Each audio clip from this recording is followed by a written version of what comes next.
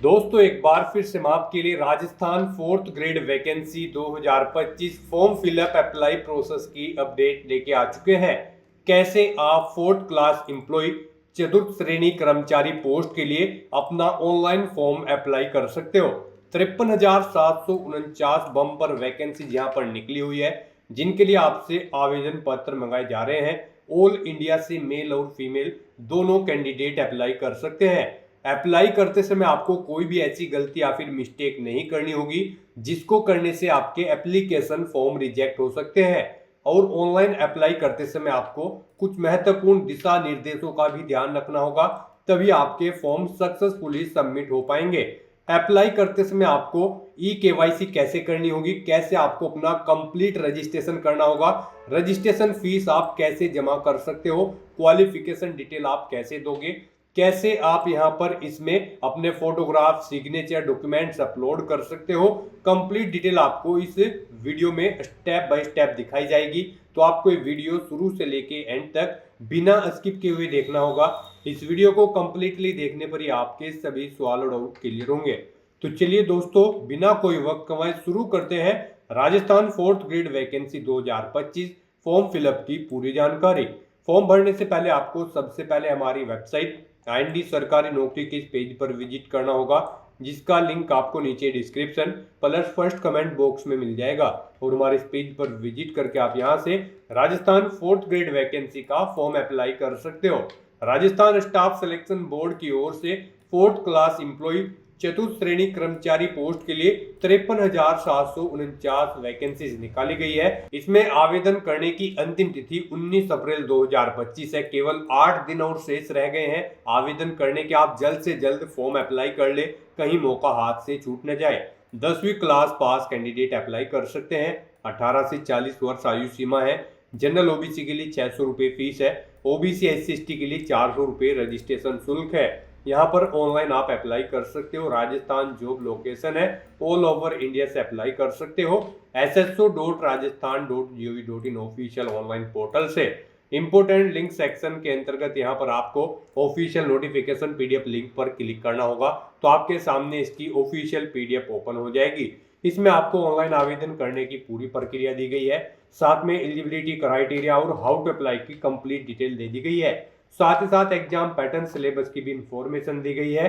तो apply online करने से पहले आपको नोटिफिकेशन की PDF पूरा पढ़ना अनिवार्य है। इसको पूरा पढ़ने से ही आपके सभी सवाल और डाउट क्लियर होंगे। PDF रीड आउट करने के बाद में आपको अप्लाई ऑनलाइन लिंक पर क्लिक करना होगा, तो आपके सामने इसका ऑनलाइन करने का ये SSO का ऑफिशियल पोर्टल ओपन हो जाएगा। यहाँ पर गाइज, अगर आपने राजस्थान सिंगल साइन ऑन के पोर्टल पर पहले से रजिस्ट्रेशन कर रखा है, तो यहाँ पर आकर आपको अपनी SSO ID या फिर यूजर नेम एंटर करना है, अपना पासवर्ड आपको एंटर करना है, ये कैप्चा कोड आपको यहाँ पर एंटर करना है और लॉगिन की इस बटन पर क्लिक करके आपको अपने डैशबोर्ड में लॉगिन कर लेना है और फिर वहाँ से आपको अपना फॉर्म अप्लाई करना है। और गाइज, अगर आप यहाँ पर राजस्थान सिंगल साइन ऑन के पोर्टल से किसी भी भर्ती के लिए फर्स्ट टाइम अप्लाई करने जा रहे हो, तो सबसे पहले यहाँ पर आपको अपना रजिस्ट्रेशन करना होगा। उसके लिए आपको रजिस्ट्रेशन की ये टैब दी गई है, तो यहाँ पर आपको रजिस्ट्रेशन की इस टैब पर क्लिक करना है। उसके बाद आपके सामने यहाँ पर रजिस्ट्रेशन का इंटरफेस ओपन होगा। यहाँ पर भी आपके पास दो ऑप्शन है, आप सिंपली सिटीजन या फिर उद्योग है तो आप इस ऑप्शन पर क्लिक करें, गवर्नमेंट एम्प्लॉय है तो आप इस ऑप्शन पर क्लिक करें गवर्नमेंट एम्प्लॉय की स्टेप पर। फिर यहाँ पर आप अपना SIPF इस ऑप्शन पर क्लिक करें, फिर आप अपना SIPF नंबर एंटर करें, अपना SIPF का पासवर्ड एंटर करें और नेक्स्ट ऑप्शन पर क्लिक करके अपना रजिस्ट्रेशन की आगे की टास्क कंप्लीट कर ले।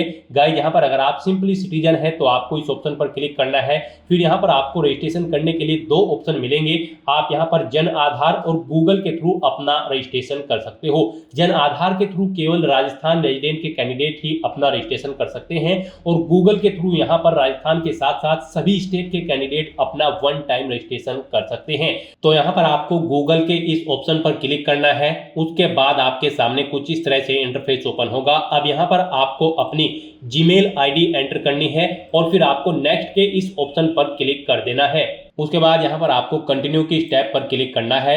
नेक्स्ट आपके सामने कुछ इस तरह से इंटरफेस शो होगा।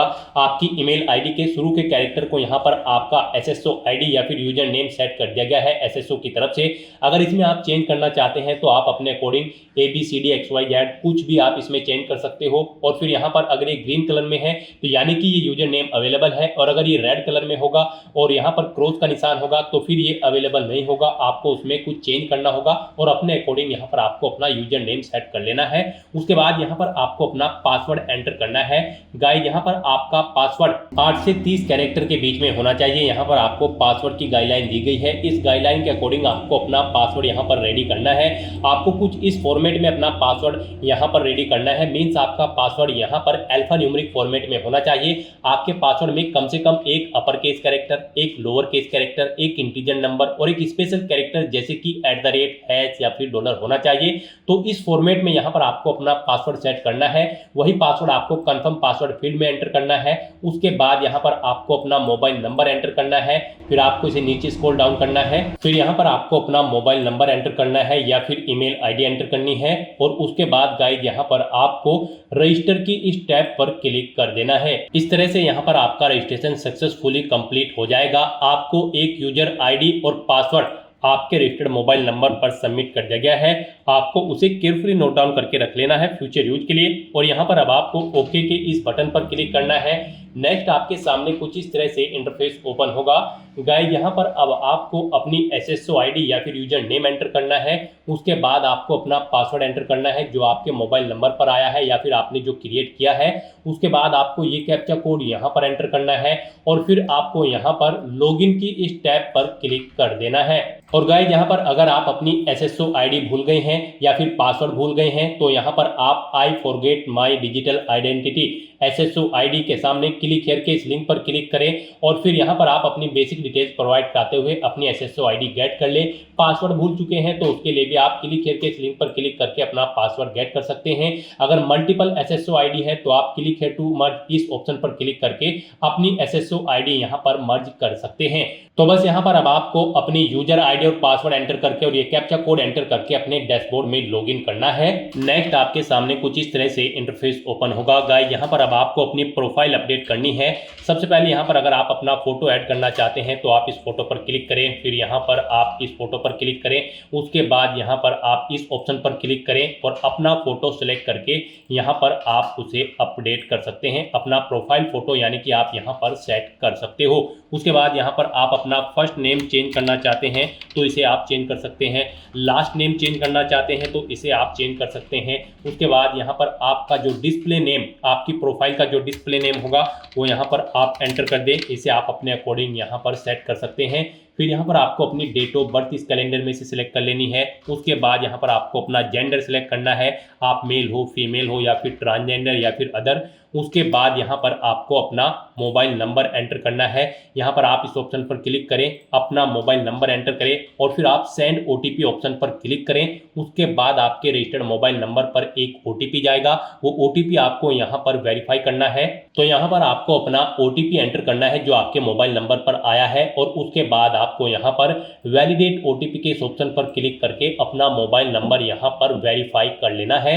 फिर यहाँ पर अगर आपके पास कोई लैंडलाइन नंबर है तो आप एंटर कर सकते हैं, नहीं है तो आप इस कॉलम को खाली छोड़ दें। फिर यहाँ पर आपको अपना एड्रेस एंटर करना है। उसके बाद आपको अपना पोस्टल कोड देना है, अपनी सिटी या फिर डिस्ट्रिक्ट यहाँ पर आप एंटर करें। और गाइस यहाँ पर उसके बाद आप अपना स्टेट सिलेक्ट कर लें, जिस स्टेट से आप बिलोंग करते हैं। उसके बाद अगर आप राजस्थान स्टेट के कैंडिडेट हैं तो आप अपनी जन आधार आईडी या फिर इनरोलमेंट आईडी यहाँ पर एंटर करें। आप इस ऑप्शन पर क्लिक करें, अपनी जन आधार आईडी या फिर इनरोलमेंट आईडी यहाँ पर एंटर करें और फैच मेंबर्स ऑप्शन पर क्लिक करके अपनी डिटेल यहाँ पर फैच कर ले। फिर यहाँ पर अगर आप राजस्थान स्टेट के कैंडिडेट हैं तो यहाँ पर आपको अपना संस्था आधार नंबर एंटर करना है। आप इस ऑप्शन पर क्लिक करें, अपना संस्था आधार नंबर एंटर करें, सेंड ओटीपी ऑप्शन पर क्लिक करें। आपके मोबाइल नंबर पर एक ओटीपी आएगा जो आपके संस्था आधार नंबर से लिंक है। वो ओटीपी आप यहाँ पर एंटर करके उसे वेरीफाई कर लें और उसके उसके बाद गाइस यहाँ पर आप अपडेट के इस बटन पर क्लिक करके अपने प्रोफाइल की सभी डिटेल्स यहाँ पर अपडेट कर दें। इस तरह से यहाँ पर आपकी एसएसओ की जो प्रोफाइल है वो सक्सेसफुली अपडेट हो चुकी है। अब यहाँ पर आप ओके के बटन पर क्लिक करें। नेक्स्ट आपके सामने यहाँ पर कुछ इस तरह से इंटरफेस ओपन होगा।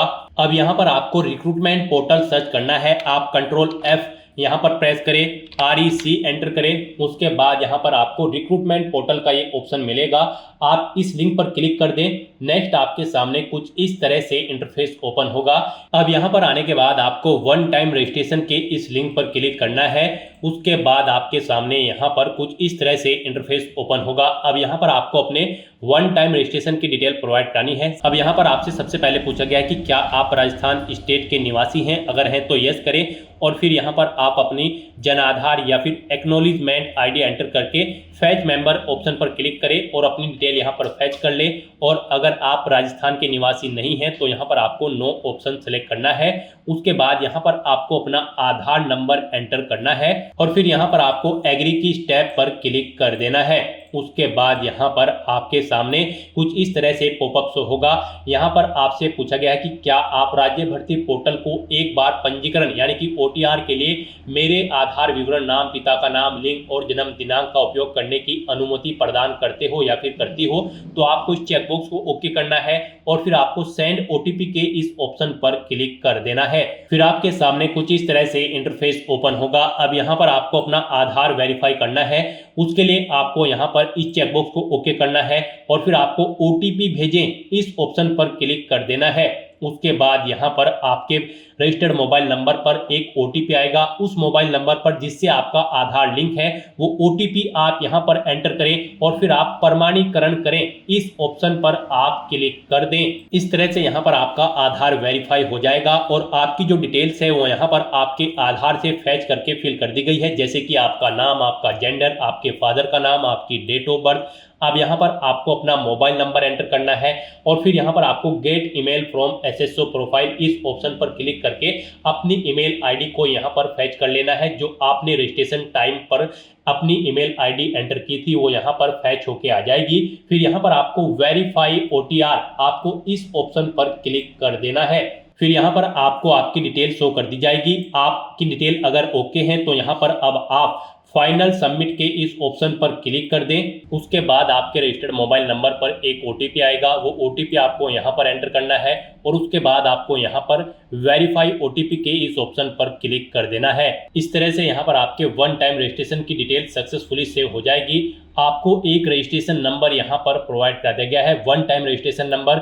आपको इसे केयरफुली नोट डाउन करके रख लेना है फ्यूचर यूज के लिए। और यहाँ पर अब आपको ओके के इस बटन पर क्लिक करना है। फिर आपको आपके OTR के इसी इंटरफेस पर आपको रिडायरेक्ट कर दिया जाएगा। यहाँ पर आपकी OTR की सभी डिटेल्स वेरीफाई हो चुकी है। आपको एक रजिस्ट्रेशन नंबर जो वहाँ पर दिया गया था वो रजिस्ट्रेशन नंबर यहाँ पर भी शो कर दिया गया है। आपको इसे केयरफुली नोट डाउन करके रख लेना है फ्यूचर यूज के लिए। अब गाइस यहाँ पर आपको अपना फीस पेमेंट करना है। नेक्स्ट स्टेप आपका फीस पेमेंट का होगा। उसके लिए आपको यहाँ पर पे फीस की स्टेप पर क्लिक करना है। उसके बाद आपके सामने यहाँ पर कुछ इस तरह से पॉपअप शो होगा। अब यहाँ पर आपसे पूछा गया कि क्या आप राजस्थान स्टेट के कैंडिडेट हैं, अगर हैं तो यस करें और फिर यहाँ पर आप अपनी कैटेगरी सिलेक्ट करें। आप रिजर्व कैटेगरी के अंतर्गत आते हो या फिर अनरिजर्व के, आप अपने अकॉर्डिंग ऑप्शन सेलेक्ट करें। और अगर आप राजस्थान स्टेट के कैंडिडेट नहीं हैं तो यहाँ पर आप नो ऑप्शन सेलेक्ट करें। फिर यहाँ पर केवल अनरिजर्व कैटेगरी कैंडिडेट ही अप्लाई कर सकते हैं अगर आप राजस्थान स्टेट से बाहर के कैंडिडेट हैं। उसके बाद यहाँ पर आपसे पूछा गया कि क्या आप स्पेशली एबल्ड कैंडिडेट हैं, अगर हैं तो आप यहाँ पर यस ऑप्शन सेलेक्ट करें। उसके बाद यहाँ पर आपको 400 रुपये फीस के रूप में जमा कराने होंगे। और अगर आप स्पेशली एबल्ड कैंडिडेट नहीं हैं तो यहाँ पर आपको नो ऑप्शन सेलेक्ट करना है। फिर यहाँ पर आपको 600 रुपये एप्लीकेशन फीस के रूप में जमा कराने होंगे। तो इस तरह से आपको आपकी कैटेगरी के अकॉर्डिंग यहाँ पर फीस का अमाउंट शो कर दिया जाएगा।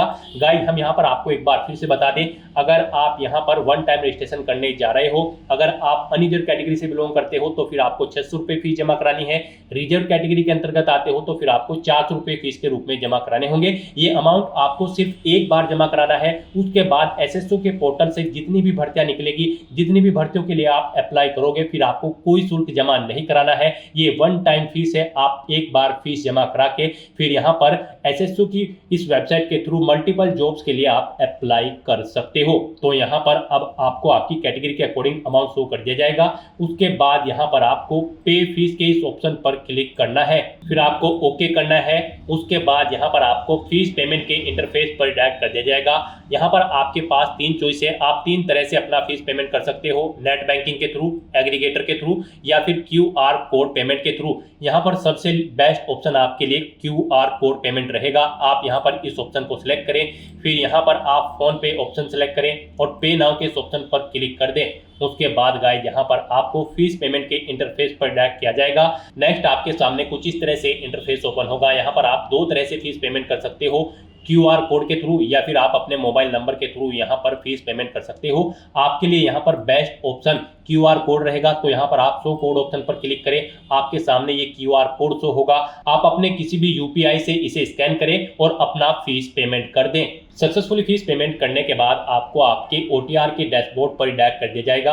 यहाँ पर आपका फीस पेमेंट सक्सेसफुली कंप्लीट हो चुका है। अब आप व्यू रिसिप्ट के इस ऑप्शन पर क्लिक करके अपनी एप्लीकेशन फीस की एक रिसिप्ट का यहाँ पर प्रिंट आउट ले सकते हैं फ्यूचर यूज के लिए। और यहाँ पर अपनी ये फीस पेमेंट करने के बाद अब आपको नेक्स्ट ऑप्शन कंप्लीट करना है, वो आता है यहाँ पर आपका OTR eKYC।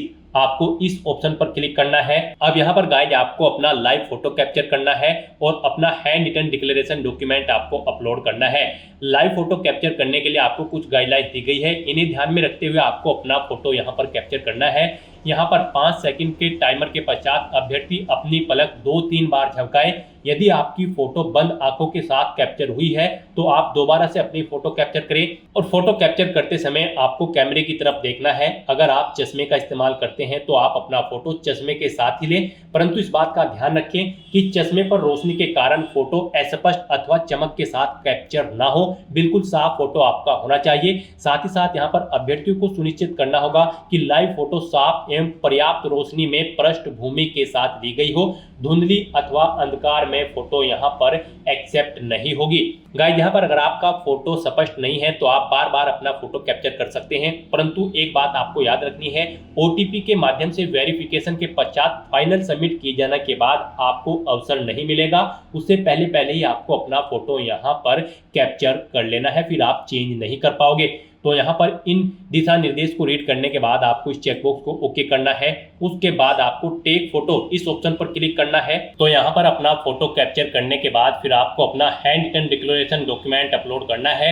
उसके लिए यहाँ पर आपको फॉर्मेट दिया गया है, आप सैंपल फाइल के इस लिंक पर क्लिक करें। नेक्स्ट आपके सामने यहाँ पर ये PDF ओपन हो जाएगी।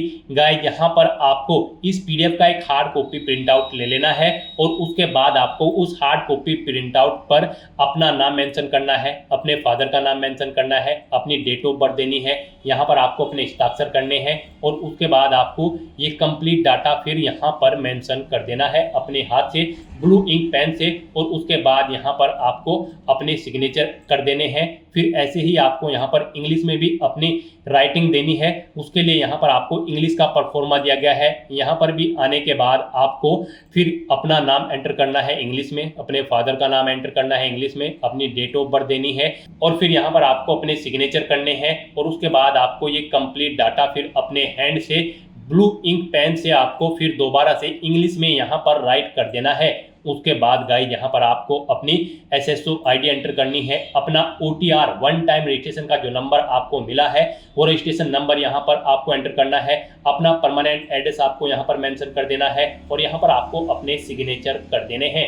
इस तरह से आपको अपना ये हैंड रिटन डिक्लेरेशन डॉक्यूमेंट तैयार कर लेना है और फिर इसका आपको फोटो खींचकर अपने कंप्यूटर में सेव कर लेना है, यानी कि इसकी एक सॉफ्ट कॉपी। और फिर आपको अपना वो डॉक्यूमेंट यहाँ पर अपलोड करना होगा। यहाँ पर आपका ये डॉक्यूमेंट PDF फॉर्मेट में होना चाहिए, साइज उसका 100 से 200 KB के बीच में होना चाहिए। तो यहाँ पर आपको चूज फाइल बटन पर क्लिक करना है, फाइल को सिलेक्ट करना है और अपना ये हैंड रिटन डिक्लेरेशन डॉक्यूमेंट यहाँ पर अपलोड कर देना है। गाइस हम आपको सैंपल के तौर पर दिखा रहे हैं, कुछ इस तरह से यहाँ पर आपको अपना hand written return declaration document तैयार करना है और फिर इसे आपको अपलोड कर देना है। अपना फोटो अपलोड करने के बाद और हैंड रिटन डिक्लेरेशन अपलोड करने के बाद अब आपको सबमिट ई-केवाईसी की इस टैब पर क्लिक करना है। उसके बाद में आपको इन चेक बॉक्सेस को ओके करना है और सेंड ओटीपी की टैब पर क्लिक कर देना है। एक ओटीपी आपके मोबाइल नंबर और ईमेल एड्रेस पर सबमिट किया गया है, वो ओटीपी आपको इस बॉक्स में एंटर करना होगा और फाइनल सबमिट की इस टैब पर क्लिक कर देना होगा। इस तरह से आपकी OTR ई-केवाईसी कंप्लीट हो चुकी है। तो यहाँ पर अब आपके तीनों स्टेप कंप्लीट हो चुके हैं। आपकी प्रोफाइल यहाँ पर अपडेट हो चुकी है, फीस पेमेंट आप कर चुके हो, अपनी ई-केवाईसी आप कंप्लीट कर चुके हो। अब यहाँ पर आकर आपको होम के इस लिंक पर क्लिक कर देना है। उसके बाद यहाँ पर आपको आपके डैशबोर्ड में डायरेक्ट कर दिया जाएगा। यहाँ पर आने के बाद आपको ऑनगोइंग रिक्रूटमेंट सेक्शन में आना है और यहाँ पर आपको class 4 employ direct recruitment 2024 RSSB के सामने अप्लाई नाउ के इस लिंक पर क्लिक कर देना है। उसके बाद आपके सामने कुछ इस तरह से इंटरफेस ओपन होगा। अब यहाँ पर आने के बाद आपको क्लास 4 की इस टैब पर क्लिक कर देना है। फिर यहाँ पर आपके सामने कुछ इस तरह से इंटरफेस होगा। यहाँ पर आपसे आपका OTR डाटा रिव्यू आपको दिया गया है। आप ये डाटा यहाँ पर कंफर्म करें। अगर अपडेट करना चाहते हैं तो आप अपडेट के बटन पर क्लिक करके अपडेट कर सकते हैं। सभी चीज़ें ओके हैं तो यहाँ पर अब आप प्रोसीड की इस टैब पर क्लिक करें और उसके बाद यहाँ पर आपके सामने कुछ इस तरह से इंटरफेस ओपन हो जाएगा। यहाँ पर आपका एप्लीकेशन फॉर्म स्टार्ट हो चुका है। कुछ चीज़ें यहाँ पर आपको ऑटोमेटिकली फिल मिल गई है जो आपके रजिस्ट्रेशन टाइम पे आपने प्रोवाइड कराई थी, वो यहाँ पर आपको कुछ चीज़ें ऑटोमेटिकली फिल मिल गई है। अब यहाँ पर आने के बाद बस आपको अपनी माता का नाम यहाँ पर एंटर करना है। फिर यहाँ पर आपको अपनी श्रेणी सेलेक्ट कर लेनी है। आप किस श्रेणी से बिलोंग करते हैं। राजस्थान स्टेट से अलग कैंडिडेट अगर अप्लाई करते हैं तो केवल जनरल कैटेगरी कैंडिडेट अप्लाई कर सकते हैं। फिर यहाँ पर अगर आप विशेष दिव्यांगजन श्रेणी के अंतर्गत आते हैं तो यहाँ पर आप ऑप्शन सिलेक्ट करें किस दिव्यांगजन श्रेणी के अंतर्गत आप आते हैं। नहीं आते हैं तो यहाँ पर आप नॉट एप्लीकेबल ऑप्शन सेलेक्ट कर लें। उसके बाद यहाँ पर आपको उप विशेष दिव्यांगजन श्रेणी सिलेक्ट करनी है अगर आप दिव्यांगजन श्रेणी के अंतर्गत आते हो। उसके बाद यहाँ पर आपको अपनी श्रेणी का प्रमाण पत्र संख्या देनी होगी और फिर आपको बताना होगा कि क्या आपको स्रोत लेखक की आवश्यकता है। अगर है तो यहाँ पर आप स्वयं उसकी प्रबंध करेंगे या फिर विभाग को उसका प्रबंध करना है, यहाँ पर आपको ऑप्शन मिल जाएगा। और गई अगर आप यहाँ पर विशेष दिव्यांगजन श्रेणी के अंतर्गत नहीं आते हो तो फिर आगे के ये ऑप्शन आपको यहाँ पर डिसेबल्ड कर दिए जाएंगे। उसके बाद यहाँ पर आपको अपना रिलीजन सेलेक्ट करना है, अपनी वैवाहिक स्थिति मैरिटल स्टेटस आपको बताना है, आप मैरिड हो या फिर अनमैरिड हो या फिर डाइवोर्स हो, आप अपने अकॉर्डिंग ऑप्शन सेलेक्ट करें। उसके बाद यहाँ पर अगर आप मैरिड हो तो यहाँ पर आपको अपने जीवित बालक की संख्या देनी है और आपको यहाँ पर आपका मोबाइल नंबर ऑटोमेटिकली फिर मिल जाएगा। अपना व्हाट्सएप मोबाइल नंबर देना चाहते हैं तो वो यहाँ पर आप दे सकते हैं। आपके पास जन आधार ID है तो वो आप यहाँ पर एंटर कर सकते हैं, नहीं है तो इस कॉलम को आप खाली छोड़ दें। गाइस यहाँ पर जिन कॉलम के सामने रेड कलर का स्टार बना हुआ है उनमें आपको डिटेल्स देनी मस्ट है और जिनमें नहीं बना हुआ है वो ऑप्शनल है। आप उनकी डिटेल चाहे तो दें चाहे या फिर न दें। उसके बाद यहाँ पर आपसे पूछा गया है क्या आप राजस्थान के अनुसूचित क्षेत्र से संबंधित हैं। अगर हैं तो आप यस करेंगे, नहीं तो आप नो ऑप्शन यहाँ पर सिलेक्ट करेंगे। अगर आप राजस्थान स्टेट से बाहर के कैंडिडेट हैं उसके बाद यहाँ पर आपको अपना कोरोस्पोंडेंस एड्रेस एंटर करना है। कोरोस्पोंडेंस एड्रेस में आपको अपना स्टेट चुनना है, अपना डिस्ट्रिक्ट चुनना है, शहर या फिर गाँव का नाम देना है, अपना पिन कोड देना है, अपना फ़ोन नंबर देना है, ये ऑप्शनल है। इस तरह से अपनी डिटेल्स फिल करने के बाद अब गाइस यहाँ पर आपको नेक्स्ट के इस ऑप्शन पर क्लिक कर देना है। फिर आपसे पूछा गया है जो मोबाइल नंबर और ईमेल आईडी आपने दी है क्या वो करेक्ट है। अगर करेक्ट है तो यहाँ पर आप यस के इस ऑप्शन पर क्लिक करें। बेसिक डिटेल्स प्रोवाइड कराने के बाद अब आपको अपनी पर्सनल डिटेल्स यहाँ पर देनी है। सबसे पहले यहाँ पर आपको अपनी नेशनलिटी सिलेक्ट कर लेनी है। फिर यहाँ पर आपको अपना स्टेट सेलेक्ट कर लेना है। उसके बाद यहाँ पर आपको अपना डिस्ट्रिक्ट सेलेक्ट कर लेना है। फिर आपसे पूछा गया है कि क्या आप इंडिया में कहीं बाहर से सेटल्ड हुए हैं। अगर हुए हैं तो आप यहाँ पर यस करें और फिर किस देश से आप सेटल्ड हुए हैं उस देश का नाम आप यहाँ पर सिलेक्ट करें और अगर आप इंडिया से ही हैं तो यहाँ पर आपको नो ऑप्शन सेलेक्ट करना है।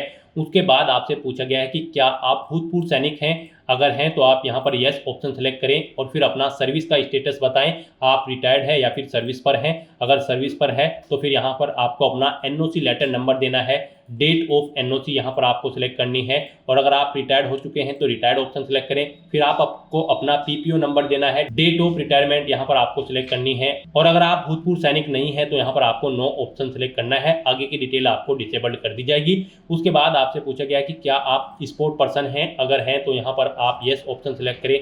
स्पोर्ट पर्सन किस टाइप से हैं आप, नेशनल या फिर इंटरनेशनल लेवल के, आप अपने अकॉर्डिंग ऑप्शन सेलेक्ट करें। और अगर आप नहीं हैं स्पोर्ट पर्सन तो आपको नो ऑप्शन सेलेक्ट करना है। फिर यहाँ पर आपसे पूछा गया कि क्या आप मौजूदा सरकारी विभाग या फिर सार्वजनिक उपक्रम कर्मचारी हैं, अगर हैं तो आप यहाँ पर यस करें, और फिर यहाँ पर डिपार्टमेंट का नाम एंटर करें, नहीं है तो आप नो ऑप्शन सेलेक्ट कर लें। उसके बाद आपसे पूछा गया कि क्या आप एज में एडिशनल इलेक्शन चाहते हैं, अगर यहाँ पर एडिशनल इलेक्शन एक्स प्रिजनर यानी कि जेलर को मिलेगा, एनसीसी कैडेट इंस्ट्रक्टर को मिलेगा, आर्मी कैंडिडेट को मिलेगा। यहाँ पर अगर आपको नहीं चाहिए एज में इलेक्शन तो फिर आपको नॉट एप्लीकेबल ऑप्शन सेलेक्ट करना है। इस तरह से अपनी ये डिटेल फिल करने के बाद अब आपको नेक्स्ट के इस ऑप्शन पर क्लिक कर देना है। नेक्स्ट गाइड, यहाँ पर आपको अपनी एजुकेशनल क्वालिफिकेशन और एक्सपीरियंस की डिटेल देनी है। यहाँ पर आपको सबसे पहले इस चेकबॉक्स को ओके करना है। उसके बाद यहाँ पर आपको अपनी क्वालिफिकेशन की डिटेल देनी है। यहाँ पर ग्रेड 4 की इस पोस्ट पर अप्लाई करने के लिए आपका 10वीं क्लास पास आउट होना जरूरी है। किसी वेल रिकॉग्नाइज्ड बोर्ड या फिर स्कूल से 10वीं पास कैंडिडेट यहाँ पर इस भर्ती में पार्टिसिपेट करने के लिए एलिजिबल हैं, अप्लाई कर सकते हैं।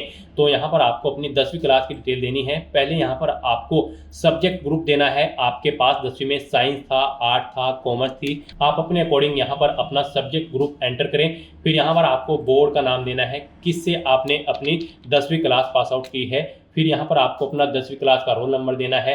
रिजल्ट का परिणाम आपको बताना है, आपका जो रिजल्ट है वो सीजीपीए में आया था, ग्रेड में, परसेंटेज में, या फिर अवेटेड है। यानी कि यहाँ पर 10वीं क्लास में अगर आप अपेयर्ड हो तब भी आप इस भर्ती में अप्लाई कर सकते हो अगर आपका रिजल्ट अवेटेड है। तो यहाँ पर आप अपने अकॉर्डिंग ऑप्शन सेलेक्ट करें। उसके बाद यहाँ पर आपको पासिंग ईयर देना है, कब आपने अपनी 10वीं क्लास पास आउट की है, फिर कितने परसेंट मार्क्स आपने ऑब्टेन किए हैं वो यहाँ पर आप एंटर करें। उसके बाद यहाँ पर अगर आपने अपनी 12वीं क्लास पास आउट कर रखी है तो उसकी डिटेल भी आप ऐसे ही प्रोवाइड कर सकते हैं। कोई आपके पास डिप्लोमा है तो उसकी डिटेल दें। ग्रेजुएशन या फिर पोस्ट ग्रेजुएशन या फिर कोई और क्वालिफिकेशन आपके पास है तो उसकी डिटेल भी आप सेम ऐसे ही यहाँ पर प्रोवाइड करा सकते हो। तो इस तरह से यहाँ पर आपको अपनी एजुकेशनल क्वालिफिकेशन की डिटेल फिल कर देनी है और उसके बाद आपको नेक्स्ट के इस ऑप्शन पर क्लिक कर देना है। नेक्स्ट यहाँ पर आपको अपना फोटो और सिग्नेचर अपलोड करने हैं। यहाँ पर आपके फोटो का साइज 50 KB से 100 KB के बीच में होना चाहिए। सिग्नेचर का भी 20 KB से 50 KB के बीच में होना चाहिए। और यहाँ पर आपकी ये सिग्नेचर और फोटो जेपीजी या फिर जेपीईजी फॉर्मेट में होने चाहिए। तो यहाँ पर अब आपको अपना फोटो और सिग्नेचर अपलोड करने हैं। यहाँ पर आकर आपको चूज फाइल बटन पर क्लिक करना है, फाइल को सिलेक्ट करना है और 1 बाय 1 करके आपको अपना फोटो और सिग्नेचर यहाँ पर अपलोड कर देने हैं। उसके बाद यहाँ पर अगर आपकी बॉडी पर कहीं कोई कट या तिल का निशान है तो उस पैलेस का नाम आप यहाँ पर एंटर करें, नहीं है तो यहाँ पर आप नो मार्क एंटर कर दें। इस तरह से अपना फोटो और सिग्नेचर यहाँ पर अपलोड करने के बाद बस अब आपको नेक्स्ट के इस ऑप्शन पर क्लिक कर देना है। नेक्स्ट यहाँ पर आपको अपनी पोस्ट के डिपार्टमेंट सिलेक्ट करने हैं। यहाँ पर आप किस डिपार्टमेंट को फर्स्ट नंबर पर प्रेफरेंस देना चाहते हैं। यहाँ पर आपके पास 3 चॉइसेस हैं। आप जिसे फर्स्ट नंबर पर प्रेफरेंस देना चाहते हैं उस डिपार्टमेंट को यहाँ पर आप फर्स्ट नंबर पर सिलेक्ट करें। जिसे आप सेकंड नंबर पर प्रेफरेंस देना चाहते हैं उसे सेकंड नंबर पर सिलेक्ट करें। जिसे थर्ड नंबर पर प्रेफरेंस देना चाहते हैं उसे आप थर्ड नंबर पर यहाँ पर सिलेक्ट कर लें। इस तरह से यहाँ पर आपके पोस्ट डिपार्टमेंट की प्रेफरेंस आपको सेट कर देनी है और उसके बाद गाइस यहाँ पर आपको नेक्स्ट के इस ऑप्शन पर क्लिक करना है। नेक्स्ट आपको आपके एप्लीकेशन फॉर्म का पूरा प्रीव्यू यहाँ पर शो कर दिया गया है। आप सभी डिटेल्स केयरफुली चेकआउट करें। कहीं पर कोई मिस्टेक है तो आप अपडेट बटन पर क्लिक करके अपडेट कर लें और अगर कोई मिस्टेक नहीं है तो यहाँ पर आप इस चेकबॉक्स को ओके करें और फिर गाइस यहाँ पर आप फाइनल सबमिट के इस ऑप्शन पर क्लिक कर दें। उसके बाद आपके सामने ये पॉपअप शो होगा। यहाँ पर आकर आपको इस चेकबॉक्स को ओके करना है। फिर आपको सेंड ओटीपी के ऑप्शन पर क्लिक कर देना है। उसके बाद आपके रजिस्टर्ड मोबाइल नंबर और ईमेल आईडी पर एक ओटीपी सबमिट किया गया है। वो ओटीपी आपको यहाँ पर एंटर करना है और उसके बाद यहाँ पर आपको वेरीफाई ओटीपी के ऑप्शन पर क्लिक कर देना है।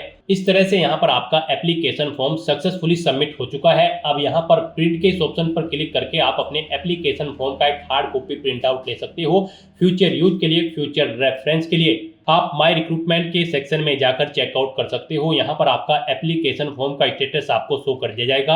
आपका एप्लीकेशन फॉर्म सक्सेसफुली सबमिट हो चुका है। यहाँ से भी आप व्यू एप्लीकेशन ऑप्शन पर क्लिक करके अपने एप्लीकेशन फॉर्म को चेकआउट कर सकते हो।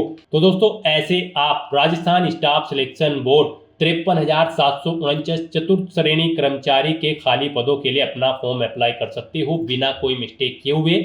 आज की इस वीडियो में बस इतना ही। आई होप ये वीडियो आपको पसंद आई होगी। अगर पसंद आई हो तो इसे लाइक और शेयर करें। चैनल पर नए हो तो इसे सब्सक्राइब कर लें। Thanks for watching.